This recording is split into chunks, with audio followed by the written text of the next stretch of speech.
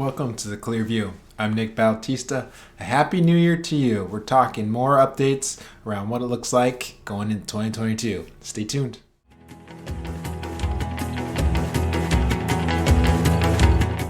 Well, I hope you've had a great start to the new year. We wish we could say the same for the stock market, as it's been pretty well muted so far year to date. We're already a week or so into the new year, if not a little bit more, week and a half. But here we stand, still looking for some direction, right? The Fed came out and Jerome Powell basically came out and said as much. He said that if we have to raise interest rates more over time, we will. Right, meaning that they may be raising rates faster than what we expected they would do last year, which, of course, to them means trying to stop inflation from ramping up, right? So we got a lot of the inflation data that came out the last week or so, and again, inflation seems to be running at a pace of around 7 to 8%, and that's definitely within the Fed mandate that they want to make sure that inflation doesn't start taking off, because for all the reasons that we've talked about, it'll damage consumers, won't be able to go out to the store and purchase more products or goods and services, right, as those prices start to go up. So a big part of their mandate has been and will be to potentially increase interest rates, which in the long run could help your savings rate, right? So we've seen record low savings rates in terms of where you're storing your money in the bank, right? Those interest rates may be hovering around 0.25% to half or 1%, right? So now going forward, those may start to creep up, and you'll also see some other things creep up, right? The biggest one being loans, so mortgages, car loans, all of those things will start to creep up as they kind of raise some of those rates, because they're going to follow some of that. So be on the lookout for that stuff. The Fed is trying to be extremely accommodative of that. They don't want it to, as he says, again, the economy no longer needs or wants the very accommodative policies that we have in place. So that's, again, just a signal to us that they may be increasing rates sooner rather than later because of what's kind of gone on in the economy for the last 6 months to a year.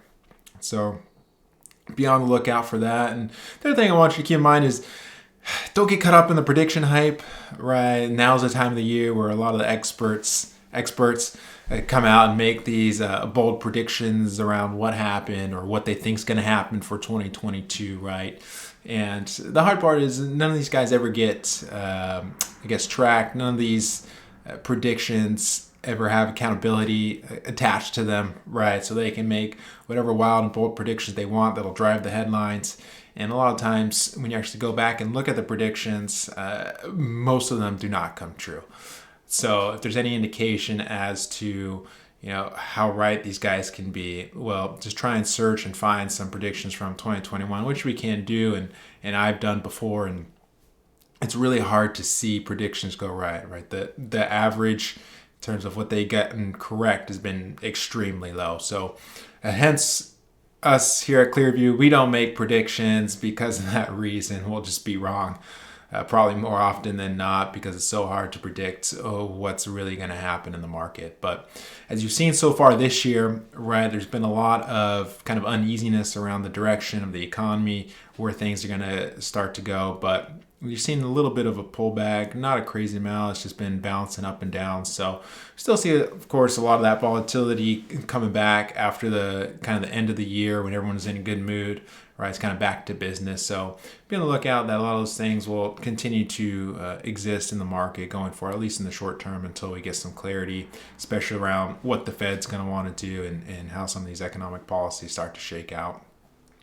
Some of the personal level stuff that's come out in the news recently has been around the IRS. IRS has come out and said that it may be slower to get your refund if you are due to get a refund.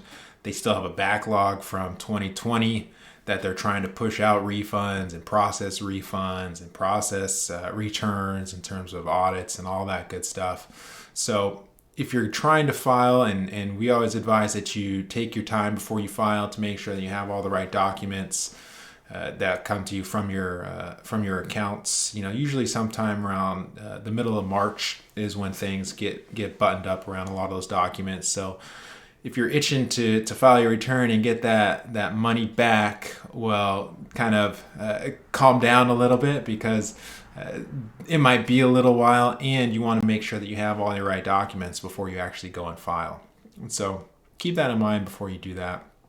The other big one is that now is the time, if you are in Medicare land and you have been hit with the Medicare surtax, you want to make sure that you file your exemption form. The sooner rather than later. You want to give the Medicare people plenty of time to process that, so that your premiums going forward aren't hit with the increased costs due to the change in your life events. If you do have a life-changing event, either this year or last year, remember, Medicare will look back 2 years to verify your income, your AGI, actually it's your MAGI, your modified adjusted gross income, to make sure that's within certain thresholds. If it's above the certain thresholds, they're going to charge you an additional 50 or possibly more, depending on where you sit in that threshold. So if you're in that zone, we've probably talked about it in one of our meetings, but be sure you file that. If you need help, let us know. That's a big one, especially starting out in the new year. One of the other areas to make sure you address for the new year is the increase, remember, in the retirement plan contributions. So the retirement plan contribution increased by $1,000 this year. So you can contribute $20,500.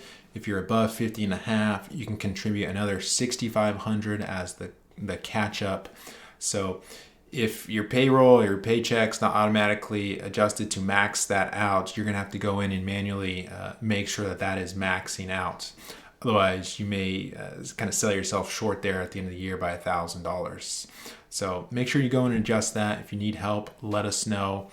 This also is a nice time to adjust any federal state tax withholdings that you've had on your paycheck. Right, if you're doing some other tax strategy to get some savings in before the end of the year, make sure you're going in to adjust those now in January, so that over the 12 months, things will smooth out for you. You can plan your budget a little bit easier for the year, or just gives you a better idea of what your cash flow is without trying to drastically change your tax or saving strategy throughout the year.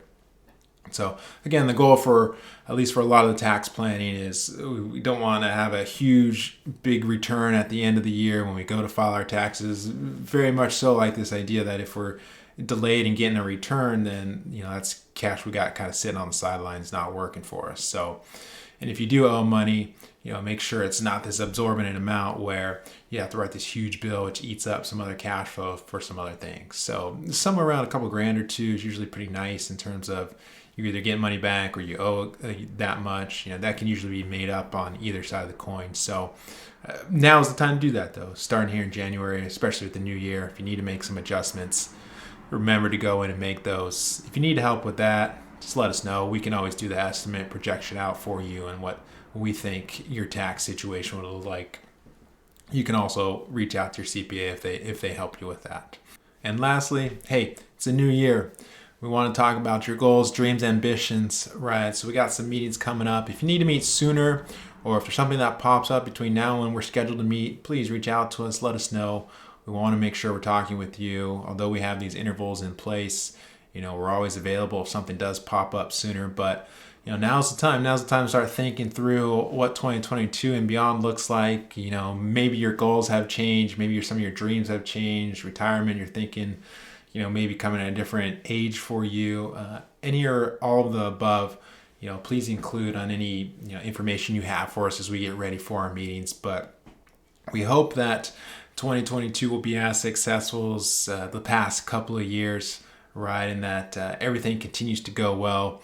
We're always going to be seeing a lot of these hiccups come up, right? Whether it's in the stock market or policies that change around inflation and can impact our lives in so many different ways. But we always want to make sure that we got some version of a plan in place, because that gives us at least an idea around how to manage all of these things to ensure that we are tracking towards those goals that maybe have changed or maybe not have changed. So looking forward to the new year working with you all. If something pops up, please let us know. And until next time, please enjoy the rest of your week, especially in Orange County. It's been a beautiful week so far, and I know we'll talk soon.